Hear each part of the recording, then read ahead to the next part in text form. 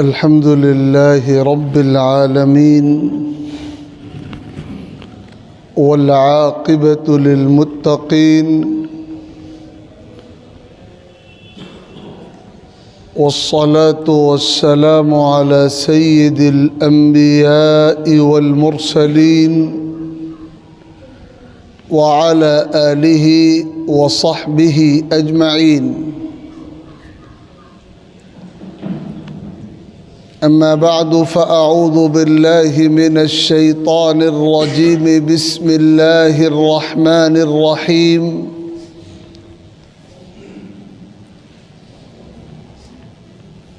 ولقد آتينا لقمان الحكمة أن اشكر لله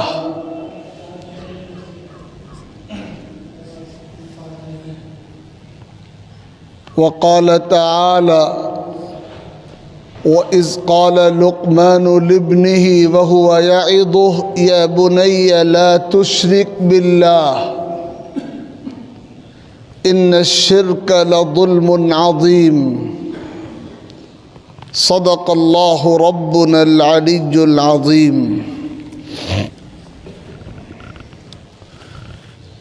بزرگوں اور بھائیوں،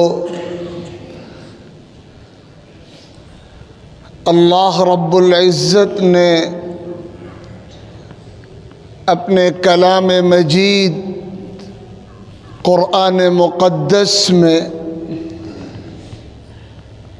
ہماری رہنمائی اور ہماری ہدایت کے لیے ایسا ذخیرہ اور ایسا سرمایہ رکھا ہے کہ اگر ہم سچے دل سے اطاعت کے جذبے کے ساتھ ان ہدایات کو، ان تعلیمات کو اپنے سامنے رکھیں اور اپنے عمل میں لائیں تو ہمارے قدم ہمیشہ حق کے سیدھے راستے پر جمے رہیں گے اور کبھی بھی گمراہی اور بگاڑ ہمارے ایمان اور ہماری زندگی کو نقصان نہیں پہنچا سکے گا.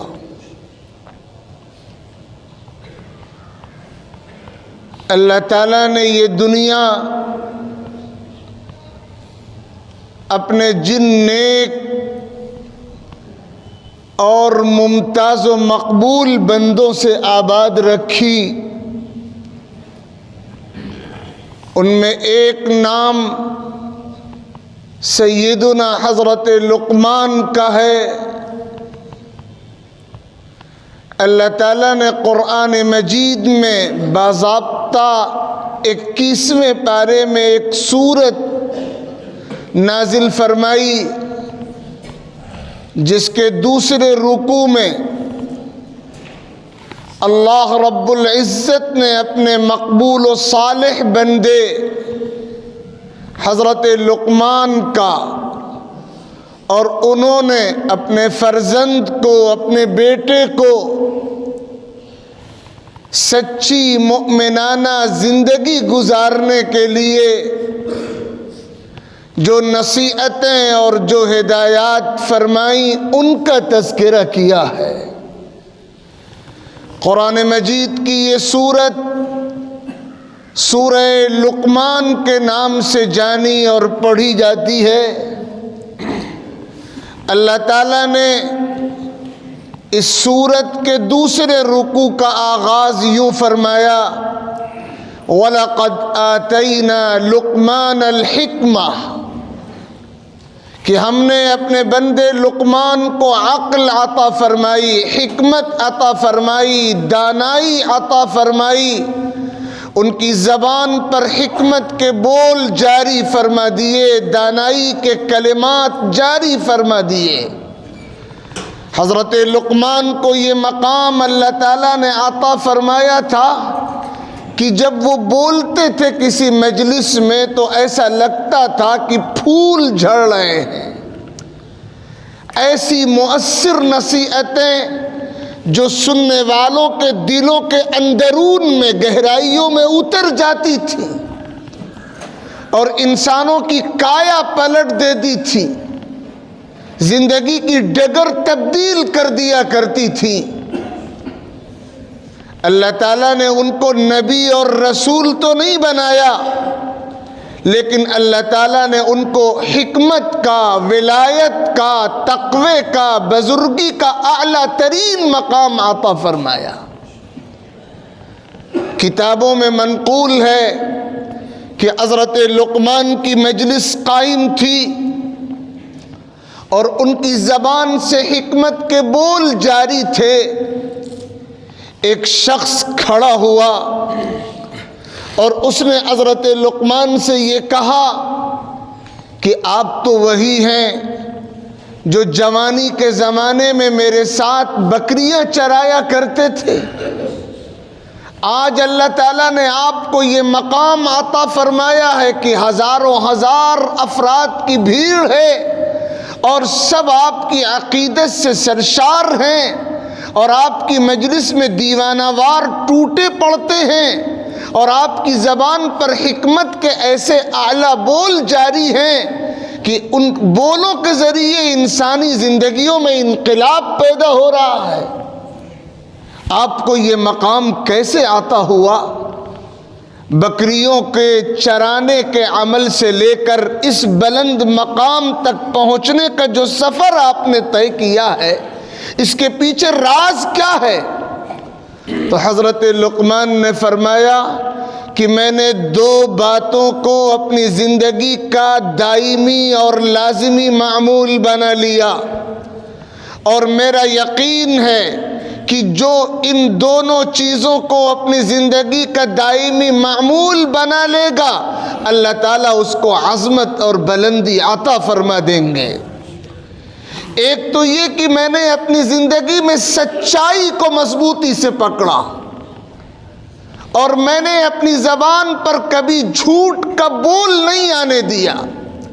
حالات کیسے بھی ہوئے، صورتحال کیسی بھی ہوئی، میں نے گوارا نہیں کیا کہ میری زبان پر جھوٹ کا بول آئے۔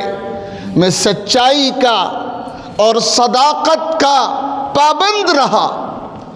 ایک اہتمام تو میں نے یہ کیا، اور دوسرا کام میں نے اپنے آپ کو فضول باتوں اور فضول کاموں سے بچائے رکھا، با مقصد زندگی گزاری۔ لغو کاموں میں، فضول کاموں میں، عبث کاموں میں، بے فائدہ باتوں میں، خرافات میں کبھی اپنے آپ کو مشغول نہیں ہونے دیا۔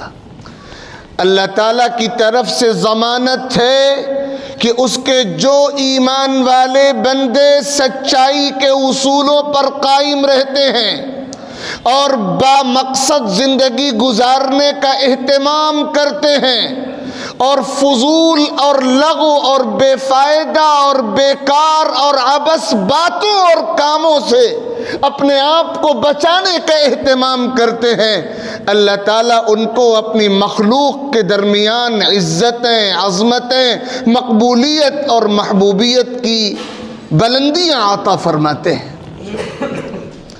اللہ تعالیٰ نے حضرت لقمان کو یہ مقام عطا فرمایا تھا۔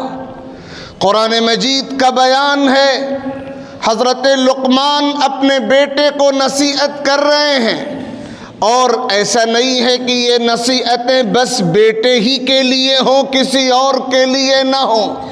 بیٹا اولین مخاطب ہے، لیکن نصیحت تمام انسانوں کے لیے ہے، تمام اہل ایمان کے لیے ہے۔ باپ اپنے بیٹے کو نصیحت کر رہا ہے، اس میں یہ پیغام چھپا ہوا ہے کہ والدین کی ذمہ داری ہے اپنی اولاد کی ایمانی اور اخلاقی تربیت کا اہتمام، اپنی اولاد کی ایمانی اور اخلاقی تربیت، ان کی کردار سازی، ان کے دل و دماغ کو ایمان کے رنگ میں ڈھالنا، پاکیزہ کردار کے سانچے میں ڈھالنا، یہ والدین کا، گارجین حضرات کا کام ہے، مشن ہے، فرض ہے، ان کی ڈیوٹی ہے۔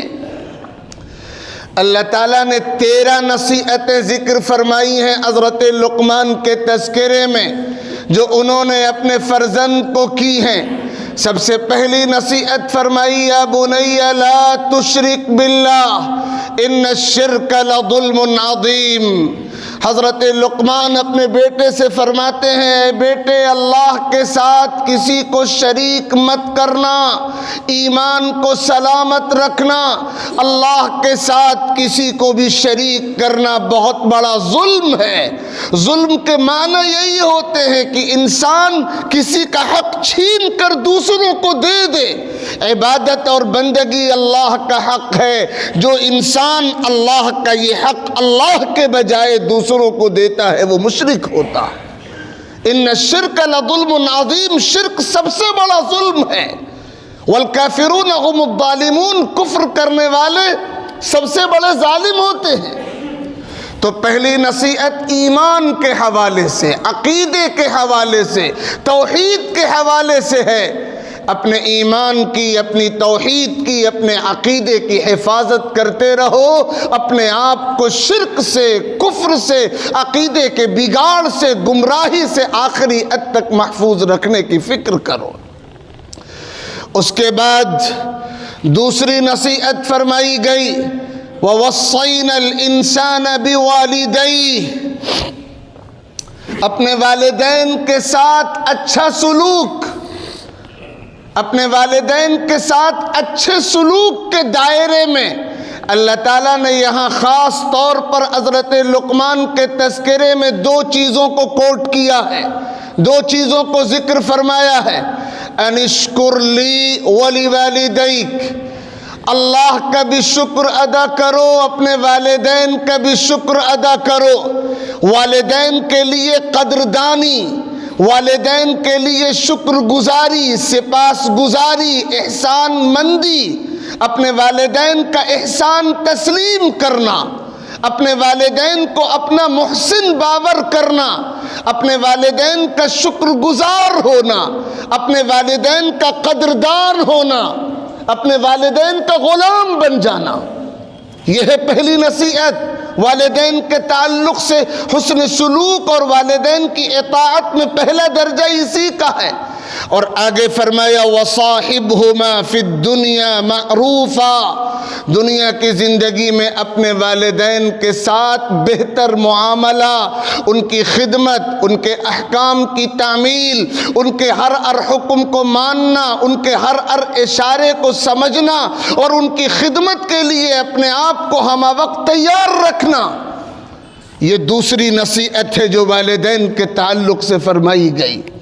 اور تیسری بات والدین کے تذکرے کے ساتھ یہ بھی فرما دی گئی خبردار رہنا، اگر تمہارے والدین تم کو ایسے کام کی دعوت دیں، تمہیں ایسے کام کا حکم دیں جو اللہ تعالیٰ کی نافرمانی کا کام ہو تو بس اب اپنے قدم روک لینا، اللہ کی نافرمانی میں اللہ کے سوا کسی کی بات نہیں مانی جائے گی۔ لا طاعت لمخلوق فی معصیت الخالق، اللہ کی نافرمانی میں مخلوق کی بات نہیں مانی جا سکتی۔ وَإِن جَاهَدَاكَ عَلَىٰ أَن تُشْرِكَ بِي مَا لَيْسَ لَكَ بِهِ عِلْمٌ فَلَا تُطِعْهُمَا، اگر تمہارے والدین تم کو شرک پر مجبور کریں، تم کو گناہ پر مجبور کریں، تم کو اللہ کی نافرمانی پر مجبور کریں تو ہرگز ان کی بات مت ماننا، بات صرف نیک کاموں میں اور جائز کاموں میں مانی جائے گی، ناجائز کاموں میں والدین کی بات نہیں مانی جائے گی۔ یہ تیسری نصیحت حضرت لقمان نے اپنے بیٹے کو فرمائی۔ اور اس کے بعد فرمایا گیا حضرت لقمان علیہ السلام نے جو اگلی بات فرمائی اپنے بیٹے کے سامنے وَاتَّبِعْ سَبِيلَ مَنْ أَنَابَ إِلَيَّ، اللہ کے نیک بندوں کی نقل اتارو۔ انسان اپنی عملی زندگی کے لیے انسانی نمونوں کا محتاج ہوتا ہے۔ نظریاتی علم انسان کی رہبری کے لیے کافی نہیں ہوتا۔ اچھی طرح سمجھیے، نظریاتی رہبری انسان کے لیے کافی نہیں ہوتی، عملی رہبری ضروری ہوتی ہے۔ اسی لیے اللہ تعالیٰ نے صرف کتابیں اتارنے پر اکتفا نہیں فرمایا، بلکہ اللہ تعالیٰ نے کتابوں کو نازل کرنے کے ساتھ ساتھ انبیاء کرام کی شکل میں معلم، اساتذہ، ٹیچر، رہبر، رہنما، عملی نمونے کے لیے بھیجے۔ تو یہ انسانی مزاج ہے اللہ تعالیٰ کی طرف سے بنایا گیا کہ انسان عملی نمونوں کا محتاج رہتا ہے۔ اسی لیے فرمایا گیا کہ میرے وہ بندے جو میری طرف رجوع ہوں، جو نیکی کے اصولوں پر قائم ہوں، ان کی پیروی کرنا۔ قرآن مجید میں دوسری جگہ فرمایا گیا اتقوا اللہ وکونوا مع الصادقین، اللہ سے ڈرتے رہو اور اللہ کے سچے اور نیک بندوں کی صحبت میں رہو، اللہ کے نیک بندوں کی رفاقت میں رہو، تاکہ ان کی رفاقت کی چھاپ تمہارے کردار پر پڑے، ان کی صحبت کی چھاپ تمہاری زندگی پر پڑے، اس کا عکس تمہاری زندگی میں نظر آئے۔ حضرت لقمان نے یہ چوتھی نصیحت بھی فرمائی، اور اس کے بعد فرمایا یا بنی اقم الصلاۃ، نماز قائم کرتے رہو، وامر بالمعروف، نیکی کا حکم دیتے رہو، وانہا عن المنکر، برائی سے روکتے رہو، واصبر علی ما اصابک، حق کے راستے میں جو مصیبتیں آئیں انہیں برداشت کرتے رہو۔ اور آگے فرمایا ولا تصعر خدک للناس، بد اخلاقی سے اپنے آپ کو بچاؤ، ولا تمشی فی الارض مرحا، تکبر سے اپنے آپ کو بچاؤ، وقصد فی مشیک، اعتدال اور میانہ روی اختیار کرو، افراط و تفریط سے اپنے آپ کو بچاؤ، وغضض من صوتک، تواضع اختیار کرو۔ یہ نصیحتیں ہیں جو قرآن مجید میں اللہ تعالیٰ نے نقل فرمائی ہیں۔ ظاہر ہے کہ اس مختصر سے وقت میں ہر نصیحت پر لمبی گفتگو تو ممکن نہیں ہے، لیکن اگر آپ غور کریں تو یہ جو 13 نصیحتیں ہیں یہ ہمارے عقائد کی زندگی کو، ہماری عبادات کی زندگی کو، ہمارے معاملات کی زندگی کو، ہماری معاشرت کی زندگی کو اور ہماری اخلاق کی زندگی کو، زندگی کے تمام پہلوؤں کو کور کرنے والی، احاطہ کرنے والی نصیحتیں ہیں۔ ہم اگر سچے دل سے قرآن مجید کی سورہ لقمان کا یہ دوسرا رکوع پڑھیں، اس کی تفسیر پڑھیں، اس کے مضامین پڑھیں عمل کے جذبے کے ساتھ، تو پھر آنکھیں کھلی کی کھلی رہ جائیں کہ کیسے اللہ تعالیٰ نے مختصر فقروں میں تمام دینی رہنمائیوں کو سمیٹ کر رکھ دیا ہے۔ ضرورت اس بات کی ہے کہ ہمارا تعلق، ہماری اولاد کا تعلق اللہ کے کلام سے مضبوط ہو، اللہ کی کتاب سے مضبوط ہو۔ قرآن اور سنت یہی 2 چیزیں ہیں جو ہمارے لیے اصل رہبر و رہنما ہیں۔ ہمارا رشتہ ان سے مضبوط ہوگا تو ہم خیر کے راستے پر، کامیابی کے راستے پر قائم رہیں گے، اور خدا نخواستہ اگر ان سے رشتہ ٹوٹے گا تو بس ناکامیاں اور محرومیاں ہی مقدر ہوں گی۔ راستہ صرف ایک ہے نجات کا، راستہ صرف ایک ہے کامیابی کا، راستہ صرف ایک ہے عزت کا۔ ہم جتنی جلدی سمجھ لیں اتنا ہی ہمارے مفاد میں ہے۔ وہ صرف کتاب و سنت کا راستہ ہے، قرآن کا بتایا ہوا راستہ ہے، حدیث نبوی کا تعلیم فرمایا ہوا راستہ ہے۔ اللہ رب العزت ہمیں صحیح سمجھ عطا فرمائے، مکمل عمل کی توفیق عطا فرمائے، اپنی کتاب سے اور اپنے حبیب عالی مقام علیہ السلام کی سنت سے ہمیں نظریاتی اور عملی ہر اعتبار سے پورے طور پر مرتے دم تک وابستہ رہنے اور جڑے رہنے کی خاص توفیق مرحمت فرمائے۔ آمین۔ وآخر دعوانا ان الحمد للہ رب العالمین۔